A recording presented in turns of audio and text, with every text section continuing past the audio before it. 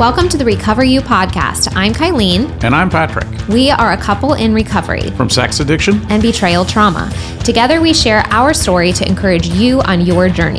It's here that we talk about sex addiction, betrayal trauma, mental, emotional, and physical health, faith, and anything and everything needed to recover you to your most authentic self that God created you to be.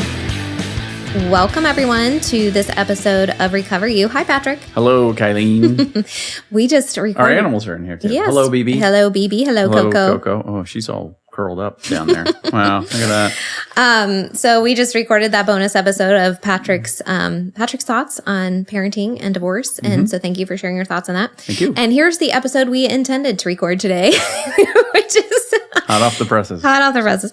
Which is what a woman needs to hear from her spouse, or I'm going to say what a woman needs from her spouse after betrayal in order to heal. So I'm going to walk through 5 things, but really what I'm going to do is I'm going to mention them, and then I'm going to have you share from the perspective of somebody that pretty much did these things really well for the most part. Okay. But your perspective as the addict partner, how did you handle these? If there were struggles related to them, the ups and downs around it, or like examples of how you actually implemented these things. So let me read through the list first, and then we'll take them one by one. Okay. So what a betrayed partner needs from their spouse after betrayal to heal. Number 1 is that the addict partner or the betrayer takes total responsibility without excuses. Number 2 is safety. And we're not going to, I promise everybody who's listening, we're not going to dive too deeply into that. I've had so many episodes recently where I really dove. So you can take a breath. That's okay. Number 3, I know because you were all like, as soon as you heard safety, like, not again. It's okay. We won't spend too much time on that. Number 3, she needs to feel seen, chosen, and prioritized. These are like primary needs for a recovering partner. Number 4, know that her partner is recovering for his own reasons, not just because he will lose the relationship. And number 5, consistency over a long period of time. So let's break it down. Total responsibility without excuses. So how did you manage that? And was there any period of disclosure that was hard for you? How did I manage that? I mean, Well, let's actually start with, do you agree that that's true? The men have to take total responsibility. Oh, yeah. Well, it's like, when the sooner you stop qualifying things, like you and I have talked about this, like in any relationship, there is wounding that happens, right? Mm-hmm. There can be things that happen. There can be, I don't know, I'm trying to think of something. Maybe there's controlling behavior on the part of the betrayed spouse, right? Maybe that's a thing. But that doesn't justify you stepping outside of your marriage. That doesn't justify you having a secret pornography addiction. It doesn't justify you going to see prostitutes, right? Those things are much better solved in a context of health, right? And I always tell the betrayed partners too, like, addiction is not an excuse. That's right. So we can have all the empathy and compassion in the world for the process of addiction and the compulsion and the level of stress and shame that are all that whole cycle that we've talked about.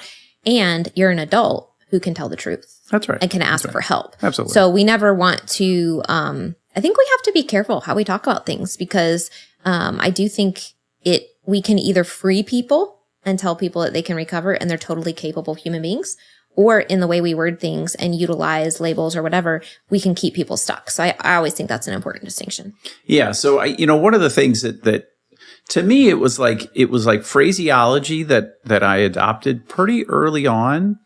Why are you smiling? Phraseology. That's a good word. Is it not a word? I don't know. Is it phraseology? Phrases? Phraseology. Phraseology would be the study of phrases. I engaged. We'll go with it. We know what you mean. I engaged in a week-long phraseology lesson.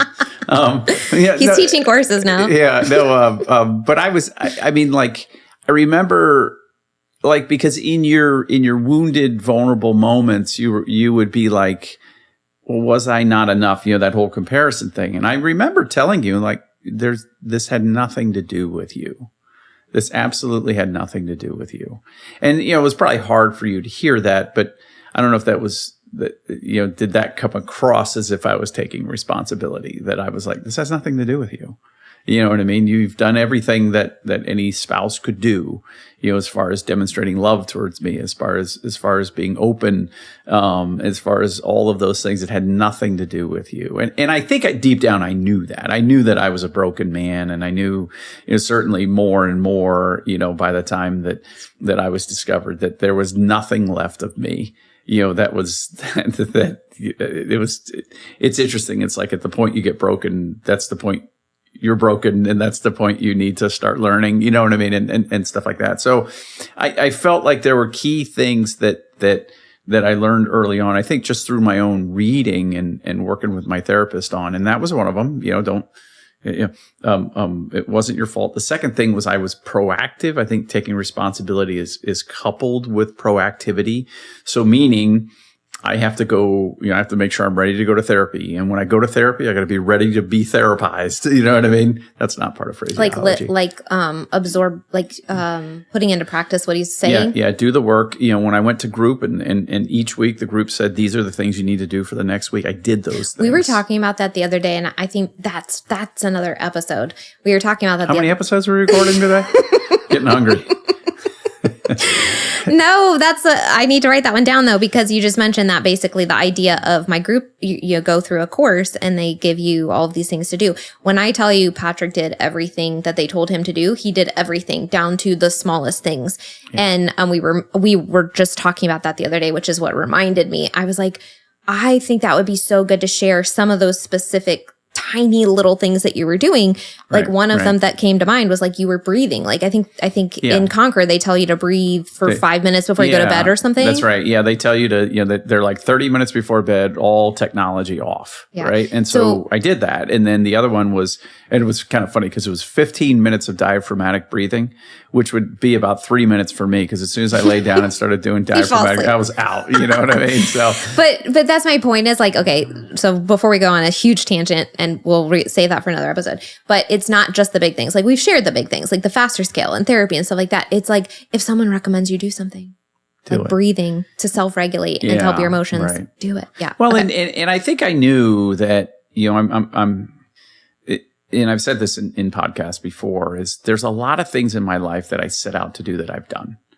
And I've been able to kind of work through it. So what I tried to do was go back, like I became a Black Hawk pilot and I became a maintenance test pilot in that. There was a process for that. And it was I could write it out and I could check the block. And that's what was really helpful for me in this thing, because that process is a real one. And so follow those things.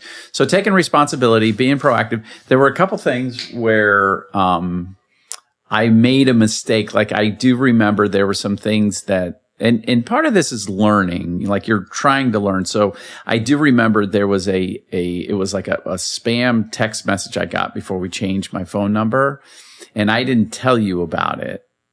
That's right. You deleted it, but you didn't tell me about it. I think I asked you if you'd been getting anything, and then you said, yes, I got something a couple days ago, and I deleted it. Right. And so that upset you. I was doing the right thing, but the thing I didn't connect was you needed to be in. And to clarify, it was an inappropriate. When you say spam, it wasn't like, hey, make sure you set your dentist appointment next week. It was inappropriate. Yeah. And associated with the behavior you had been engaging in. So it was just one of those things that I, once again, I was leaning towards doing the right thing, but I didn't carry it all the way through. And so those were learning points. And pause for a minute though, because somebody listening might go, how is that not the right thing to do? So by not telling me when you deleted it, what was left out? Well, what was the whole point of, or the whole gist of my acting out was the secrecy behind it. And so you weren't allowed to be involved. You weren't allowed to make decisions. You weren't allowed to, I guess, provide consent or do whatever it was in this. And so probably I would imagine that in your mind, it felt like that pattern again. And so, that wasn't my intent. I was just, I was managing devices. Right. And so, and part of that was why we ended up going and getting a new phone number. Yeah. You know what I mean? Which helped, eliminated everything at that point. You know what I mean? But it was, it was a learning thing. I wasn't in that moment, I wasn't trying to do something wrong. I was actually trying to do something right. I just didn't think all the way through on it. And there was probably some activation in me when I got the text, and I was like, you know what I mean? And you know, and stuff like that. Yeah. So I think, you know, you ask, you know, taking responsibility, when was it hard? You know, like there was just some experiences that came up in the early course of recovery that I didn't quite exactly know what to do. You know, like I didn't think it all the way through. They weren't necessarily clear in my mind. And sometimes I made some mistakes. I never acted out, but sometimes I made some mistakes in communication and things like that. And I think I always said, hey, I'm sorry. I didn't, you know, I wasn't trying to. Well, and that's actually a little point that we can make within this is, yes, there may be a mistake. It's not an intentional secret being held, for example, right? So if someone's being deceptive, then we're not going to qualify that in a mistake. But like the example you just gave is a really good one. I'm trying to do the right thing, but there's a learning process where it's not necessarily a 10 out of 10 in proactivity and trust building. Right. And so what makes that, what at that point helps you guys keep moving forward is layering on again. I'm not going to make an excuse for that. I'm going to take responsibility and I'm going to apologize. And then I'm not going to do it again because now I know and it's top of mind. And, you know, I wasn't defensive. I think I tried very, very hard to never be defensive, you know, with things. And I don't know if I got that right all the time, but I tried really, really hard. And that's part of taking responsibility. You know, like, hey, what the heck is the problem now? I mean, you know, I deleted I deleted the picture. I deleted the picture. Why the heck is this a problem? You know, blah, blah, blah. And so, you know, I really tried not, and I used my groups that if I was struggling with someone, you know, something that maybe you and I were going through or whatever, like, you know, that's why you have groups, because they're there. So you can call somebody in the group and go, man, you know, this thing came up yesterday. I thought I did the right thing. She's really mad. I didn't think she'd be this mad. How do you, and that's why groups help you, because they're they help there. You process. Yeah. And so, and then go, that's normal. Yeah, that's normal. And so, and the key is, you know, through that, it's not your wife's responsibility to be your therapist, to be your accountability partner, to be your group leader, to be all of those things. So don't put that responsibility on her. Her responsibility through this is to determine what's the status of your relationship. And then in some way, when she's ready to start to work on her own healing, that's not. And the way for her to do that is for you to be completely honest. That's right. And take care of what you need to take care of within your own world. Yeah, exactly. And so be continually be honest with her about how that's going. Right. So, you know, when you ask, you know, was it ever hard? I think there was the uncertain, right? And so I just, you know, I learned pretty early on, rely on the men in your group. You know, reach out to them, talk to them, make sure you know what's happening. So the second part of that, taking total responsibility without excuses. How do you think you did the no excuses thing? Like how were you able? Why are you laughing? I'm laughing because I gotta tell you a story. Yeah. Yeah, I'm just asking like how, because that's such a common thing is the defending the behavior or defending themselves because they feel misunderstood or whatever. Yeah. So how were you able to just go, it's my problem? Well, number one, I believed it was my problem. So it wasn't an act. The other thing is, the reason I was laughing is when I was a plebe at West Point, they gave you 4 responses. There were only 4 responses you would make. And it was yes, sir, or ma'am, you know, yes, sir, ma'am, yes, sir, ma'am, no, sir. Sir, I do not understand, and no excuse, sir. So when I was a plebe, it would be funny because I'd always say, no excuse, sir. You know, like almost everything. And they'd be like, no, we really want to know. I'm like, no excuse, sir. So it was like, it was fun to like respond that way. So it's almost like I had been conditioned. You know, once we got here, like, why did you do that? No excuse, Kylene. You're like, no, I really want to know. I'm like, no excuse, Kylene. You know what I mean? So to be clear, that's not how you answered my questions, but yes. Yeah. So it's just, I think I'm not afraid to be in trouble. I think some folks are afraid to be in trouble. And I've never been afraid to be in trouble. I don't like it, but I've never been, especially when I've done something. Like I've always, you know, I started this. Explain what you mean by that. I started this journey probably back in 2015 when I was running a plant and it wasn't going very well. And I really, you know, oddly enough, I found this book, Extreme Ownership by Jocko Willink. And he's basically like, you know, if things are happening in your life, it's because you've got to keep Like if you've done something wrong, you've got to find different ways to change things. So professionally, I was already on that. Take responsibility. Yeah, that take responsibility thing. So what was interesting, and then once my personal life blew up, it was like, well, I created this. This is me. This is not anybody. Right. I didn't understand even going through therapy, I wasn't like, all those, people that screwed me up, it's their fault that I'm this way. It's like, no, I have a responsibility now to work on this. You know what I mean? So it doesn't become a bigger problem, or it was already a big problem, but it doesn't, that I'm allowed to heal and get more healthy from it. Probably the difference in therapy was you learned that when you had this concept of full ownership that in your unhealthy mind meant that you had to do everything on your own. Right. But through recovery, you realized, no, I have to take responsibility for my behavior, my choices, my thoughts in my life and my decisions. Mm-hmm. But I'm also allowed to ask for help and go to group and go to therapy and utilize communication and connection and intimacy with other humans to help me be better at doing these things. Right, right. Yeah. Because it is the connection that ultimately helps us to take responsibility, know that we're going to survive and feel safe in the vulnerability that used to scare you so much. Right, right. Well, being vulnerable is a learned skill. Right. And so, you have to, and that's part of it. So like if healing from an addiction takes community, well, that's ownership, right? And I think they would say that about any addiction. Right. It takes accountability, it takes community, it takes process, it takes all of these things. So engage in that process. Yeah.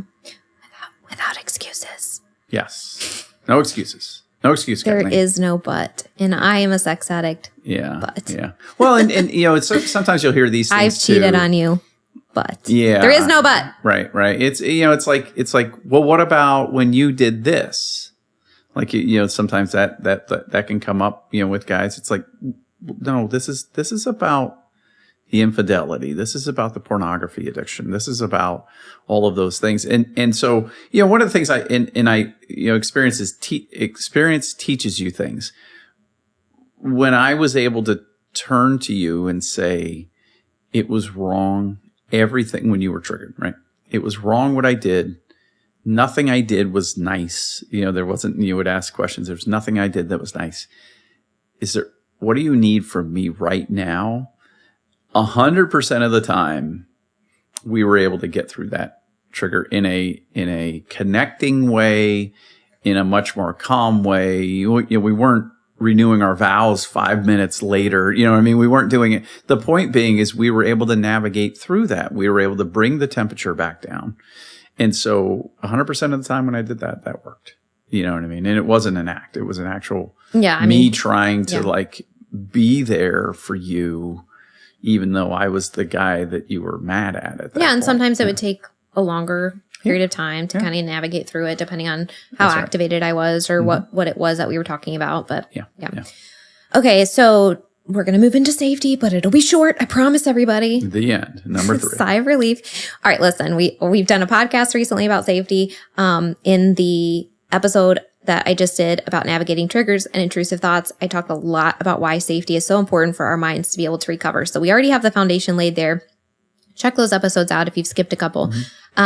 But the one thing that you mentioned recently that I thought, we haven't really addressed this, and it is really important, is sort of the intrinsic power dynamic within a couple that is the physicality, right? Because generally what we're talking about is betrayed partners being female and betrayers and addicts being male. Now we know that that's not always the case, but it is the I don't know, higher percentage, probably like 80 to 90% of what we see in this world is kind of that dynamic. So within that comes a power dynamic. And so I just kind of thought within the topic of safety, you brought that up recently. And so I thought maybe you could touch on that a little bit. Yeah, I think sometimes what men forget is they, on balance are stronger, bigger, more intimidating.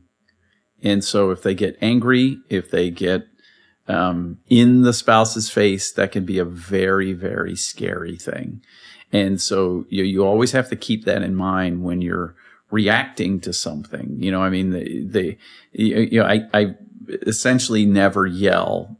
There's a couple times I've yelled through this thing and you've been scared. And then I remember in particular a couple of years ago at Thanksgiving, I yelled. I was really frustrated. Gosh, you yelled so loud. I was really like frustrated. Shaking. Yeah, and I was like, I mean, and you're usually, you're boisterous. You're much more animated than I am. But at the end of the day, you're $125, and if I had enough, as a man, I could physically subdue you pretty quickly. And that's just a reality. That's not that you're not tough. That's not that I'm, You think my black belt couldn't win out over you? I don't think it would. I just don't think it would. And I think, it's once again, it's not that women aren't capable and that women can't.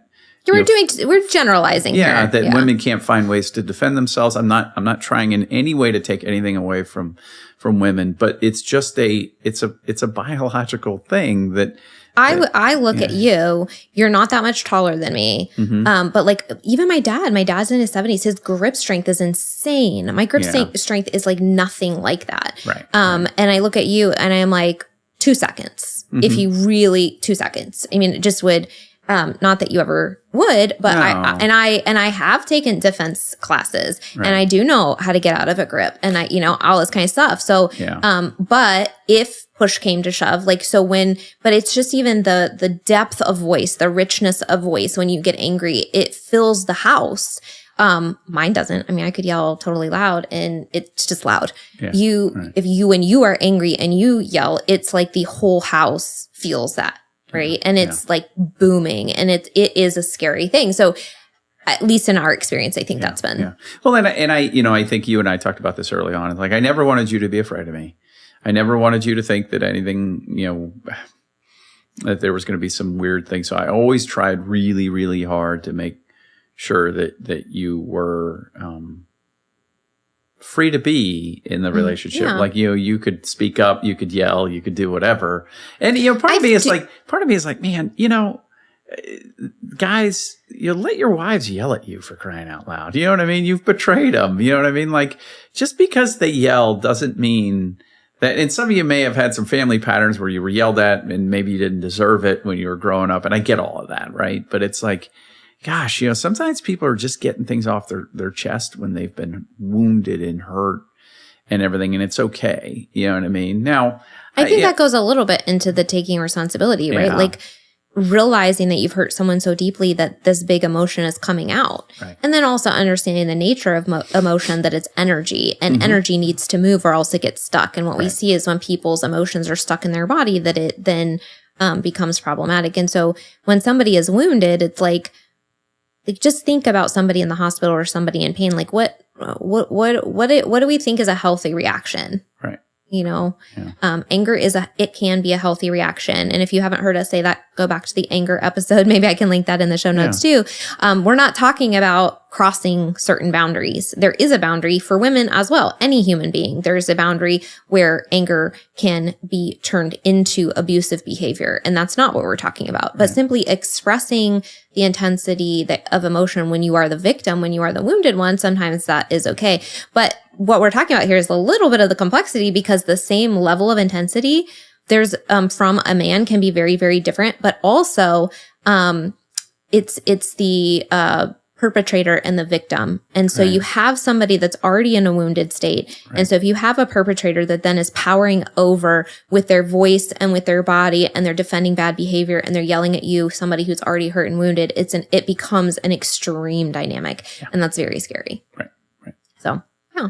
Okay. So I just wanted to touch on that in terms of safety. Like, you were always very good at creating safety, about giving me space to share my feelings. I was never like, I knew you would never hurt me. The couple times you got mad, we were able to resolve that. And I think anytime that it's gone to that place, you felt really bad. And it's never been a pattern for you. It's never been. Yep. It's been very out of the blue. So you've been really good at creating safety. Okay. Number 3, she needs to feel seen, chosen, and prioritized. These are 3 of the biggest needs that I see in betrayed partners over and over and over and over and over and over and over and over and over again. So when I hear the frustrations that my partners are having in the recovery process, it usually boils down to either their partner is not they keep relapsing, so there's not safety provided, something like that. Or they're doing great in sobriety and like they're fine. They've got their, sobriety under wraps. They're okay with that, but they just don't know how to relate to their partner, in ways that make her feel seen, chosen, and prioritized. And the reason that these are so important is because these are the exact spots that your behavior took away from her. Mm-hmm. You were looking at prioritizing and choosing women, bodies, behaviors, activities, time, money, whatever it was, over your partner. Now, whether or not that was your intention or how you view it, that's the outcome. That's the emotional result that the betrayed partner feels. And so as we heal, we really are looking consciously or subconsciously, because some people may not recognize exactly what's happening, but this is always the pattern that I see over and over. And when I bring it up, they go, yep, those are the words. Mm-hmm. That's exactly what I'm looking for. That's exactly what's missing. That's exactly what it feels like. And it is, I have to feel seen. And so what you were just talking about, my big emotions, my pain, my woundedness. One of the biggest things I see is like when a betrayer can't get to the place where they fully acknowledge, they might want to get sober. They might, all these things, fine. But if they cannot fully understand and comprehend the level of pain and the trauma that their partner has gone through, then the betrayed partner does not feel seen. So somehow that needs to be communicated and reciprocated and expressed by the addict, that they need to receive the information and they need to be able to communicate it back. Now, we recommend as part of the disclosure process that a partner goes through the impact and empathy letters, and that can play a role in it. Yeah. Empathy and restitution letters, that can play a role in it, and give you some support through that process of hearing how your partner has been hurt and then absorbing it and communicating back your understanding of that. And that's one of the reasons that we think it's really important. But this is really an ongoing thing. So like you would actually say to me over and over and over through this process in varying different ways, I know that I did this to you. I know that you're feeling this way because I did this to you, because of the things that I did, right? So you would take response. That was a combination of seeing me in my pain and also taking responsibility. So those two things were blended. And then feeling chosen, like we want, like top 3 pain points is that we feel like you chose someone, something over us over and over and over and over and over again when we were here, when we thought that we were in a relationship, when we thought everything was fine, when we, all these things, and then prioritized. So again, you spent time, money, energy, whatever it was on this thing. And then sometimes the frustration is, you can't spend the same amount of time winning me back. You can't spend the same amount of time reading a book. You can't spend the same, whatever it is, right? Yeah, so that comes up so often, that these are the things that women need, is to feel seen in who we are, what we need, and what we feel around the betrayal. And as a human being, feeling chosen and prioritized after you've betrayed us. So you, I think, did a really good job over time with these things, but I do, I needed them, and I needed them over and over and over. And I also think, I think sometimes I fall on like, ends of the spectrum sometimes, like where I'm like more needy maybe than some other people, or my trauma recovery took longer than it would take other people. I don't know. Like sometimes I just think things take more for me for whatever reason. Yeah. So how did you handle that? Were there any parts of that that felt frustrating? Because I feel like you did a good job for the most part. I mean, this did come up a couple times, and I remember, I was always ready before you on Sunday mornings, and I always tried to acknowledge, wow, you look really nice. I remember there was one particular time I was like, make sure you acknowledge her when she comes out. And then something happened and I was kind of distracted, and then you came out and you're like, you didn't say anything. And I was like, I tried to be very intentional on that and say, hey, because you always do look nice. It wasn't like a BS thing that I was doing, but because I knew you put effort into getting ready on, I had Sunday extreme mornings, insecurity about my looks and my physicality after everything happened, and I felt like imposter syndrome was real. Like I just felt very uncomfortable.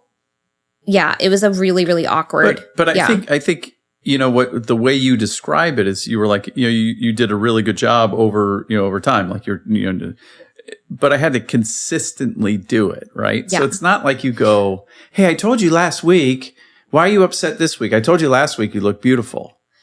You know what I mean? Well, and to that point, I would imagine, especially the first 6 months to a year to, I don't know, even the first year and a half, there were probably days or weeks or months even where I wouldn't even be able to receive it completely. Yeah. Because it didn't feel good to me.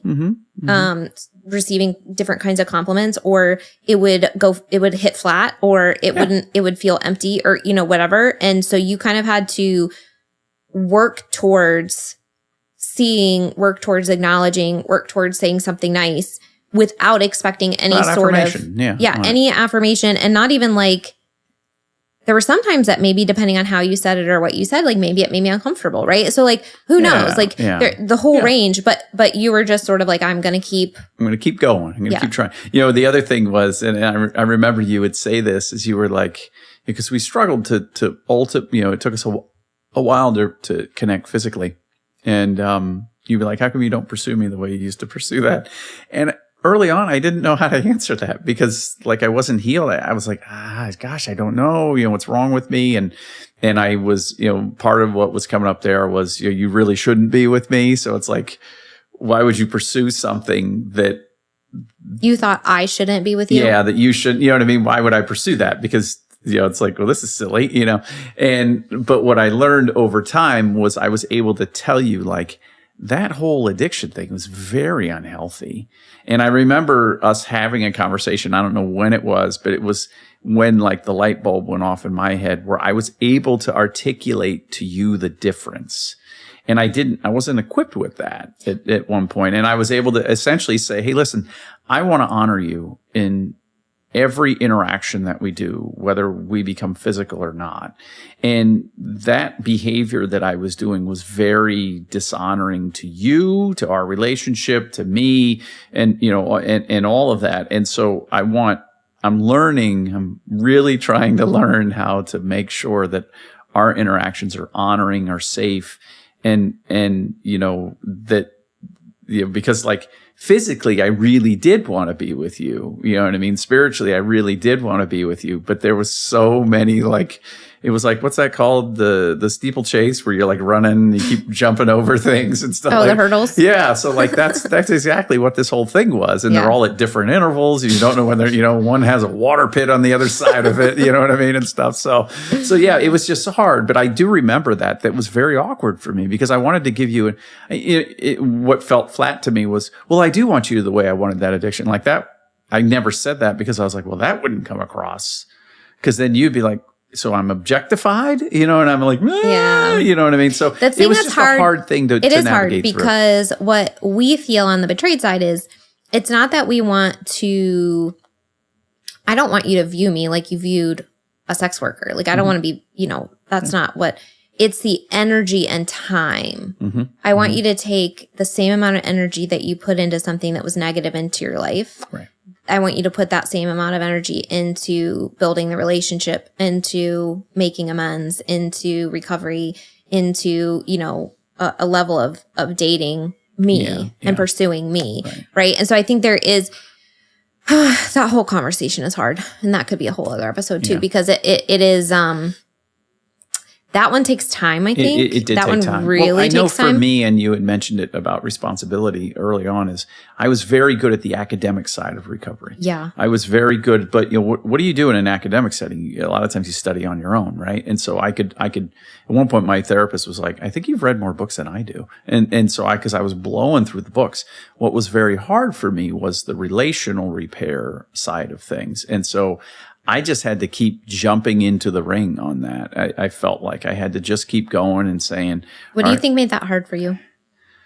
I think my own personal beliefs about me. I think the thing I mentioned about like, well, you really should just be with somebody else. So it's like, like you were going to live into that then. Yeah, I was living into that because I deeply, deeply believe that. You know what I mean? Do you believe it now?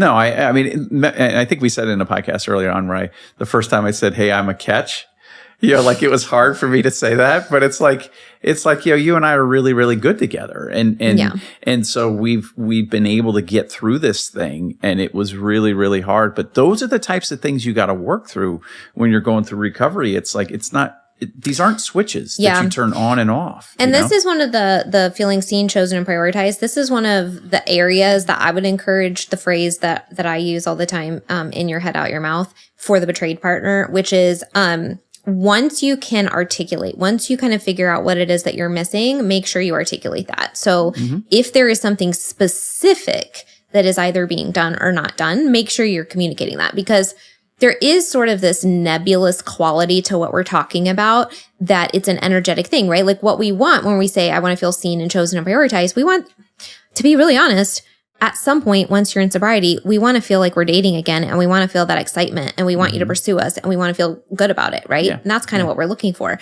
But that's sort of this nebulous, energetic concept that's really, really hard to accomplish when we are still working through triggers, when we are still working through, all of these things. And so when there's something that we are aware of, that if Patrick does this, it's going to hurt my feelings. Or if he doesn't do this, it's going to hurt my feelings. Or if he does this, I'm really going to like XYZ, right? And so like if we have, an anniversary is a common one, right?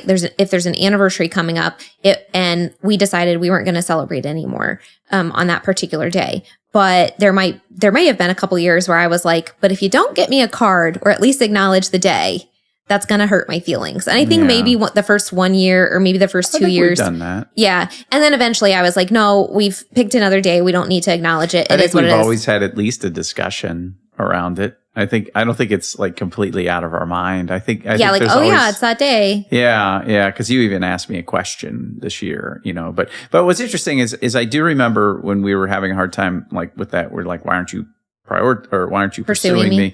And I remember this, I would say, hey, I'm going to keep trying. I'm going to keep trying. And I didn't know inside whether I could ever get to what the standard that you were looking for. But I was convinced that I was going to keep trying. I was committed to that. And, I was like, I just don't, I remember, you ask like, what's hard about it? Like I do remember internally, I was like, I don't know if I'm going to get there. I don't know if I'm ever going to make you happy. I think we both had those concerns. Yeah, but I'm going to keep trying. I'm absolutely going to keep trying. Yeah. I think it's fair to everybody listening to just be really honest about that we've both been at places where we kind of were like, this is taking a long time. This is really hard. And I don't know if it's going to end up well. Yeah. Yeah. And so, but we always, I think the strongest thing was always we're going to talk about it. Yeah. If I'm feeling that way, or if you're feeling that way, it's like, we're going to talk about it. Yeah. And communicating, just, if anything, it gives you another day. I could feel, what's interesting, there's these baseline things. So if the foundation underlying all of these behaviors is emotional health, right? I could feel my emotional health growing. There were times when my ability to relate and deliver for you was not where it was, but I could still feel my relational health growing. So I was like, well, if the relational health continues to grow, I don't know if I'll run out of runway with you, but I will, you know what I mean? Like I will continue to hopefully get better at these things as my health grows. And you're such a doer that I don't think I had to like ask you to do things very often, but I'm sure that if I ever said, hey, this specific thing would help me feel safe, or I need you to do XYZ for a boundary, or I'm looking for this to help me feel more connected or whatever, you would do it 100%. Yeah. And I would not, to be clear, you're not someone that I have to ask twice. And so when we're talking about, from the betrayer's perspective, like listen to those things and do them the first time, because that's what's going to help her feel seen and chosen, is if she feels safe to communicate and then you take action on that and you take it really seriously, even if it's not perfect, even if it takes work, even if it takes time, but you're taking action on it. Like if she has said, hey, I'd like you to go through this book. Don't go through the first chapter and then never look at it again. Yeah, no kidding. Go through the first chapter and then go, hey, I read through the first chapter and I'd like to tell you what I learned. And then go through the second chapter and then go through the third chapter and then go through the whole book. And the whole thing too is like, don't, if she disagrees with you or she goes, that's what you learned in there, like, I'm not going to read through the rest of it again. Like be a grown up. You know what I mean? Like if you think about this, acting out, having affairs, creating chaos in your relationship is a very immature thing. It is what it is, right? So now's your chance to be mature. And mature people don't seek validation all the time.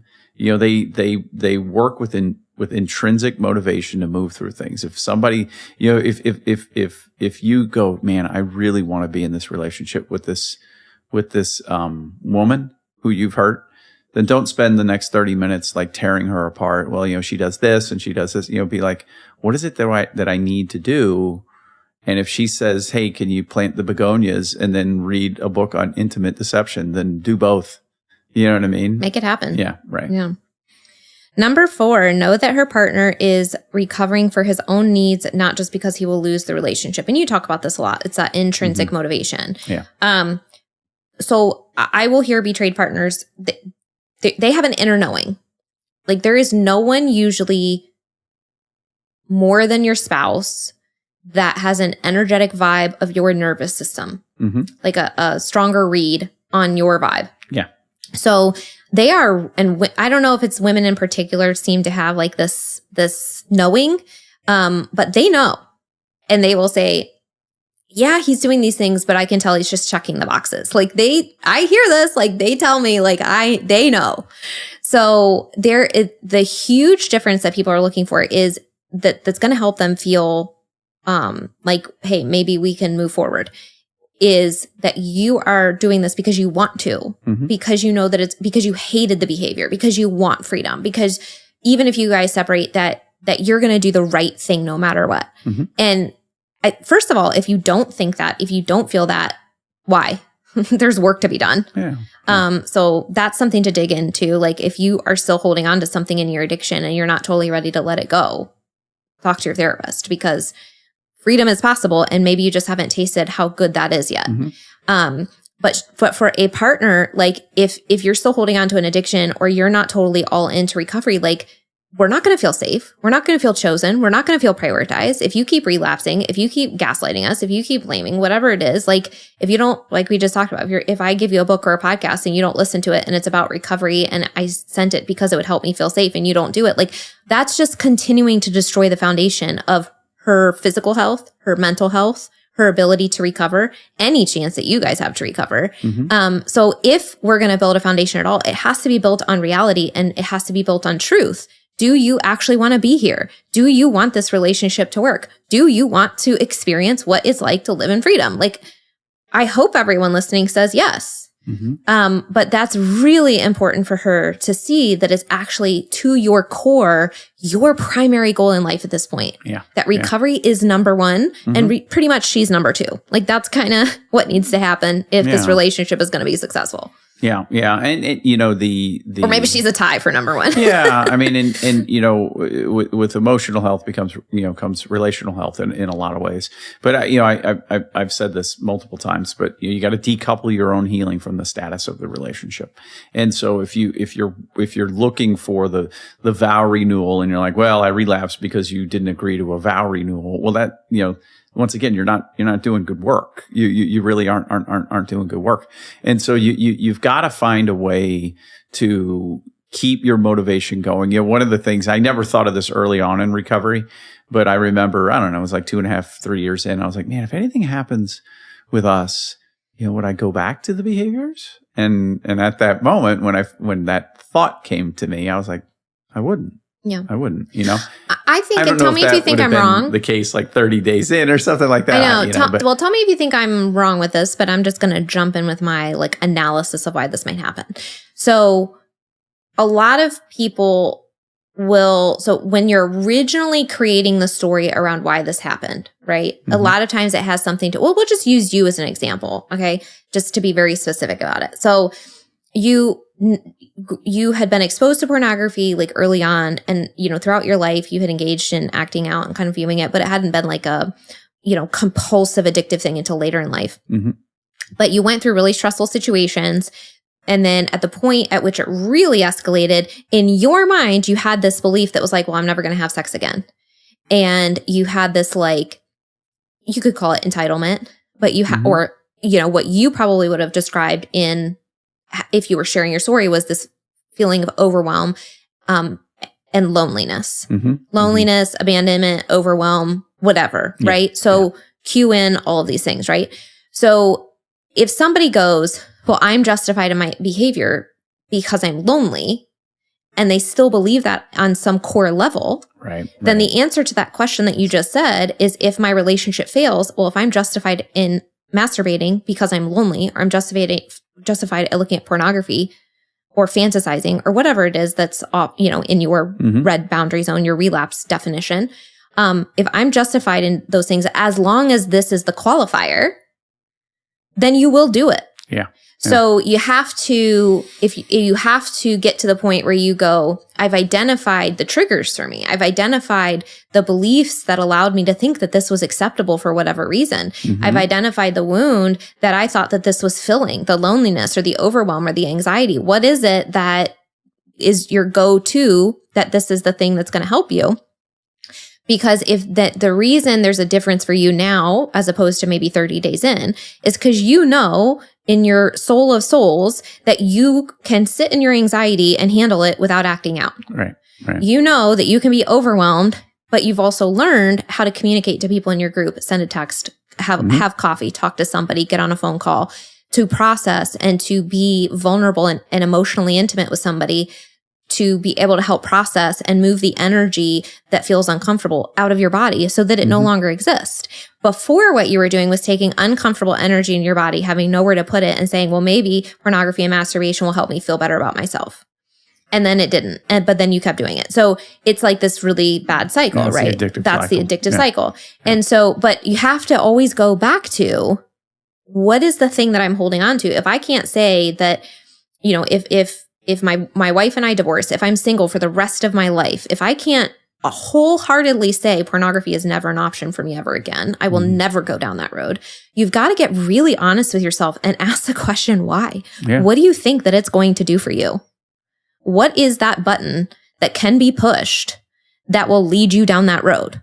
Because if that door is even cracked open, you will take that as an opportunity. Absolutely. Yeah. I think I would encourage the people who are healing from addiction, ask yourself that question. If something happened in my relationship today and the relationship was over, would I go back to the behavior? If the answer is yes, then I think you still have some work to do. If you find yourself feeling relieved, if you were like, oh yeah, I'd totally go back to it, like almost like it was not even it was a medication, a thought about it, that you're like, I'm only doing this because to make my spouse happy, then you're really leaving a lot of doors open. So that is the healing work that has to happen. Absolutely. And that's, to the point that we're talking about here, what betrayed partners need to know is that their partner's recovering for their own reasons, that they're intrinsically motivated to be sober and to get deeply into recovery.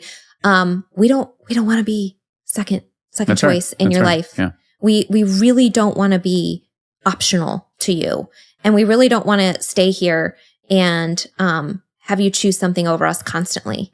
But what I would say to every single person that has struggled with addiction is, you are worth so much more than the addiction. Yeah. And I'm going to tell you without hesitation that you are fully capable Absolutely. Of getting into full recovery and never thinking about it again. But that road will be long. It will be difficult. It will be uncomfortable. But if you're willing to do it and you have the resources like group and the emotional processing tools that we've talked about and things like that, you're absolutely capable, because humans can transform. Our brains transform. Our patterns and our thinking transform when we do these things. And so I don't think there's anyone on the planet, unless they're like, I don't know, a sociopath or something, that can't heal. Yeah. And I also think too, if you choose to relapse, that use that moment to learn from it. To ask that question, why? What led me there? What was the emotion? Yeah, what was going on? Was there, because and they talk about like the being able to shut things down is very, very important.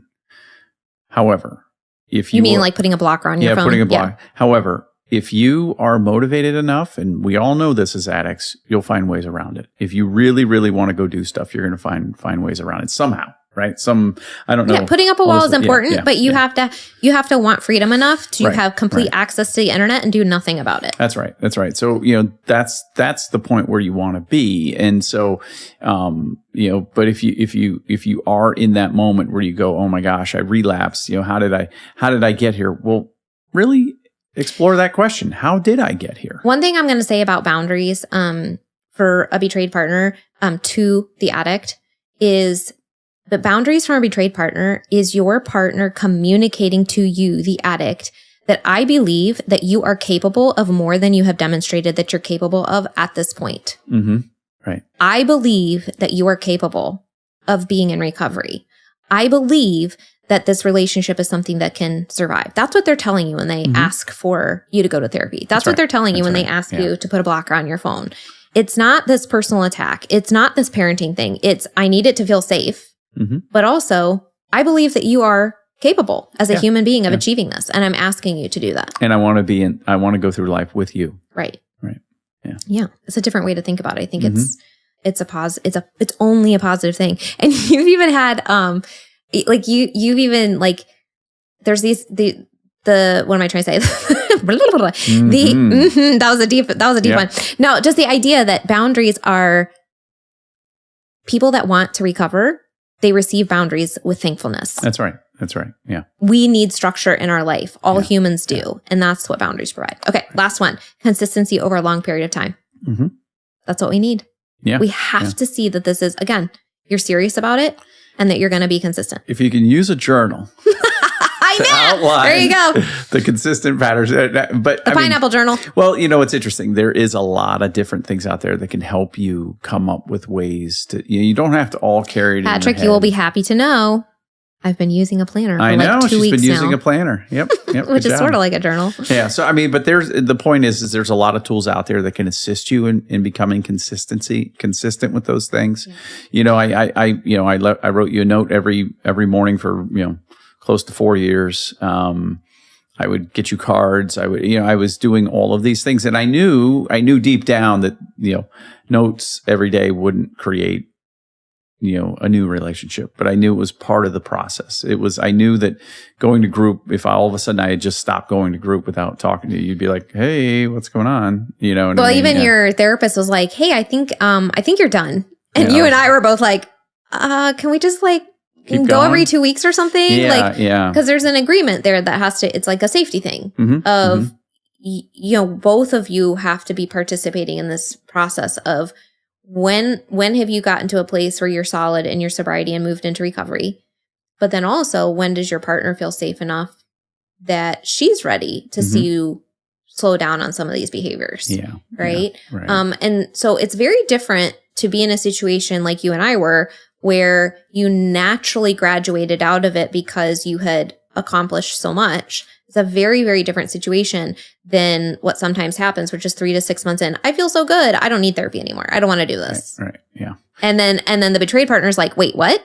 Well, and another thing that I'll work with is I kind of help guys through this process is the ones who get, let's say, pretty activated by their spouse's, responses, the angry responses or whatever.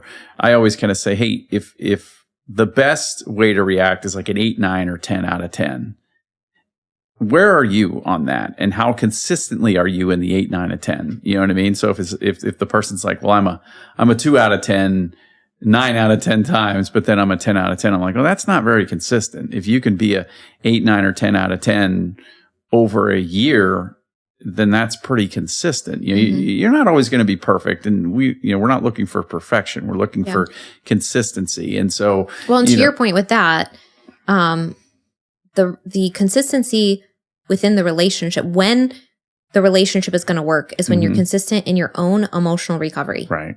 When you learn how to have emotional resiliency, when you learn how to process all of the traumas and the emotions and the pain and the things that came up that we talked about earlier, that you felt like pornography or masturbation or acting out or infidelity or having an affair would solve or would make you feel better with. When you are brave enough to face those things and spend time with them and heal them, then that work that you do is going to translate into safety in your relationship, because it will transform how you think, and it will transform you as a human being if you're willing to do that. It will completely change how you relate to your partner. There's so much stuff there. It's like whether you stay together or not, right?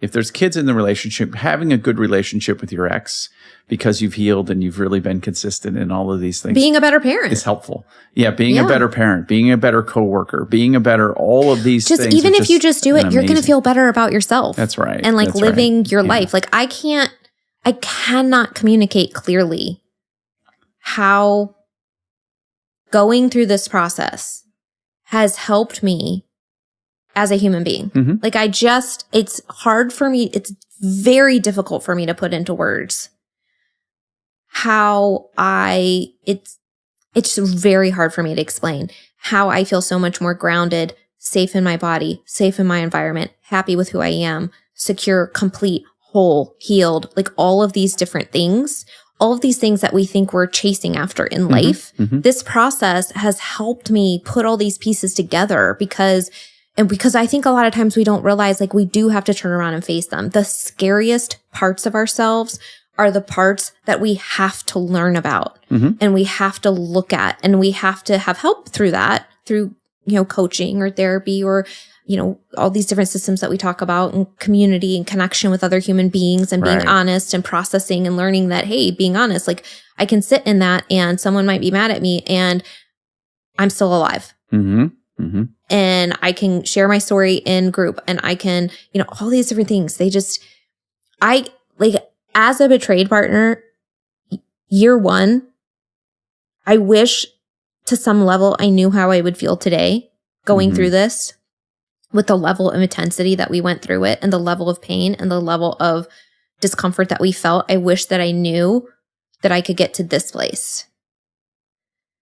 Because it's really good. It's really good. Yeah. No, it is. And I feel like words are escaping me to describe what that. I mean, it's I think what it is a lot of folks come in and they go like in the case of an addict, you go, well, yeah, I mean, I'm going to be done looking at porn. But what you learn is it's so much more than just stopping to look at porn. It's being able to look at your story and go, man, I was really hurt there. And this is how I can make sense of it. And I've been able to step in and kind of rescue the little boy that was me, or the little girl that was you, or whatever. And so you're able to work through all of that. And that's when you start the process, it's about survival. And you're just thinking, how do I get back to survival state? But then you start to realize that you can actually thrive and grow and help. And that's others. where we don't want people to stop in the survival state. That's right. That's what we keep trying to communicate in various different ways, is like, there's so much more out there for you if you choose to follow this process, if you choose to engage in healing. And it really does take courage, because it's very uncomfortable. Right. But when you do the work, the discomfort really pays off when it comes from this type of effort, because I just think like we're just totally different people and so much happier and so much more grounded and so much more capable in our lives. And it's hard to explain, honestly. I think I should probably try to work on that. Maybe I can ask. I have and this is certainly shown. Here's a good example. This has shown up in my workplace. Is I think I'm much more of a better connector to the people who I work with and for, and work in organizations that I run. I'm much more empathetic than I think I used to be. You know what I mean? I have deeper friend relationships. I can absorb things so much better than I used to. There's all kinds of benefits to that. Life is better 10 out of 10 on the other side of working on your emotional resiliency. Right. Yeah. All right, Patrick, that was 2 episodes today. Good job. Kudos to you. Thank you. I need to rest my mouth again. All right. Okay. All right, here's the closing statement. Every day is a new opportunity to choose health and freedom. Make that choice today, and we will see you next week. Woohoo! If you're listening to this, it means you've made it through an entire episode. Part of recovery is spending time engaging in healing and self-growth activities. We are thankful that you chose our podcast to be one of those activities today. Make sure you reward yourself for that accomplishment. If you've enjoyed this episode or this podcast, we would love to hear from you. Please take just a few moments to leave a rating and review, letting us know your experience with Recover You. We not only love hearing how these episodes are helpful, but ratings and reviews help others just like you who are searching for recovery information and support find the podcast too. We can't wait to hear from you. See you next week.